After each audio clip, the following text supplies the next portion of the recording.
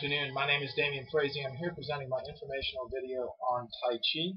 In addition to this video, I've also produced a short PowerPoint presentation to accompany this. If you'd like to stop or pause this speech at this point and go to Communications 1010, load up that PowerPoint presentation, feel free to do so. Once you have that up, go to page 2 if you would and load up the video that I have on that page, and we'll go ahead and get started. When the topic of martial arts is at hand, most Westerners refer to some form of this Bruce Lee movie you're currently watching. Images of kicking, fighting, punching are perceived as a very old, ancient, and indeed the epitome of martial arts. However, Tai Chi Chuan is a form of martial arts which is as old or older than karate, kung fu, wushu, or indeed taekwondo. Tai Chi, as it's known in the shortened name, shares a common and interlocking ancestral roots with many other Asian martial arts. According to Tai Chi historian Marvin Smallheiser, Tai Chi can be traced back approximately 2,500 years. Tai Chi was developed, like so many martial arts, from a need for unarmed individuals to defend themselves from attackers. It's from that ancient beginning, then, that Tai Chi has developed into a martial art form centered upon slow, rhythmic, and meditative body movements designed to enhance, relax, produce a sense of inner calm and peace. In this informational speech, I will briefly cover the origins and development of Tai Chi, the philosophy behind Tai Chi, and its various forms. And to conclude, I will advise you on how and where to begin your own journey into Tai Chi. If you'll move to PowerPoint page 3, the history of Tai Chi goes back to the dawn of Chinese culture and indeed the dawn of Chinese written language. And as such, the origins of Tai Chi are very, very muddled, very unclear.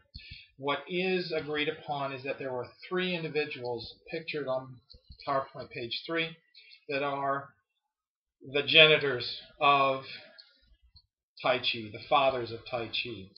Those 3 individuals are Chan, Wang, and Chen.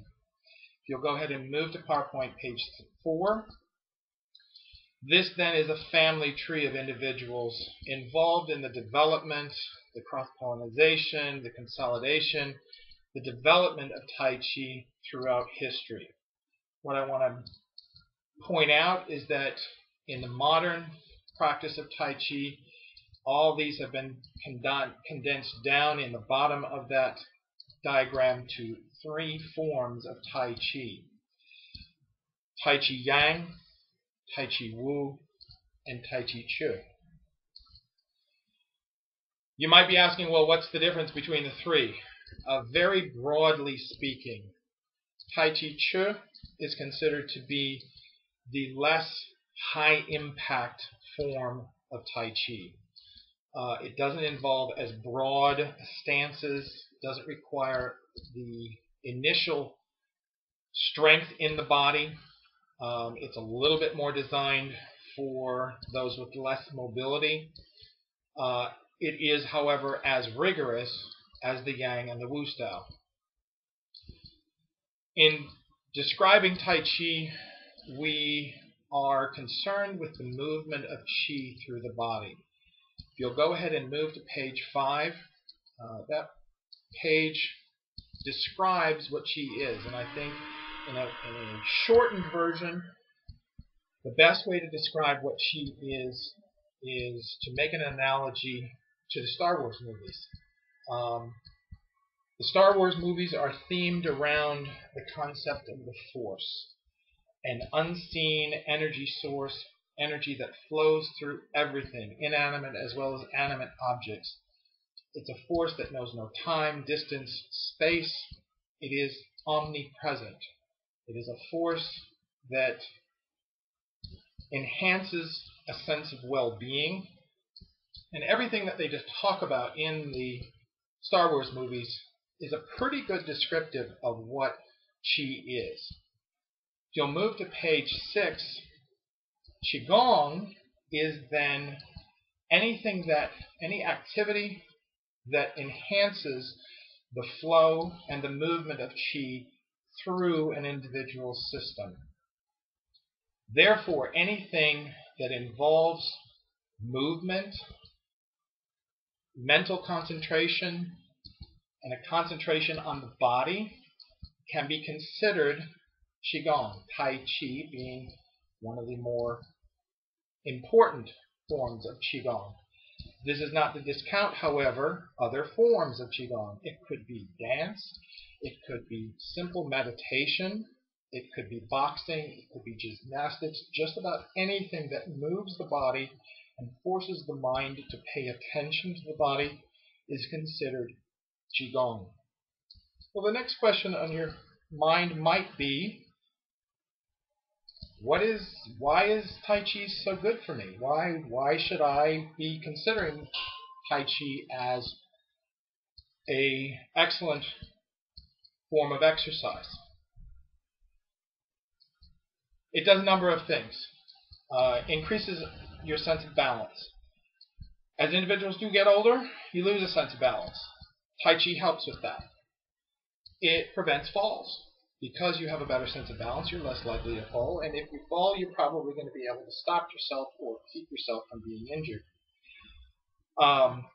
This enhanced ability to keep yourself upright induces a better sense of self-worth, confidence, and self-image. It improves strength and endurance, and indeed improves your aerobic capacity to perform physically stressful tasks. Probably one of the most important things that Tai Chi does is reduce stress. By removing stress from the body, both mental and physical, the Qi is allowed to flow through the body as it's designed to do, and you have a better sense of well-being, your mental health is better, and indeed, of course, your physical health is better. And go ahead and move to page 7. Feel free to load in that video. This is a description. It's a video presentation of one of the more simple forms in Tai Chi Chuan. It's called the bass drum.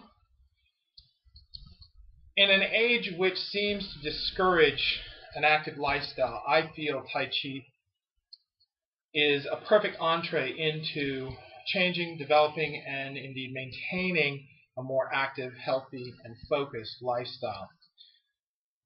Really, the only change that you have to make to practice Tai Chi is to commit to time. So long as you got clothing that is unrestrictive, allows you to move freely, you have a good pair of shoes that gives you support, maybe a water bottle, all you need is the time to practice Tai Chi. Videotapes are an excellent way to learn Tai Chi. However, I would encourage you to seek out, at least at the beginning, a Tai Chi instructor. You're going to get a little bit better instruction. You'll be able to be corrected in your forms, and you'll be able to move and progress a little bit quicker if you have an instructor to work with.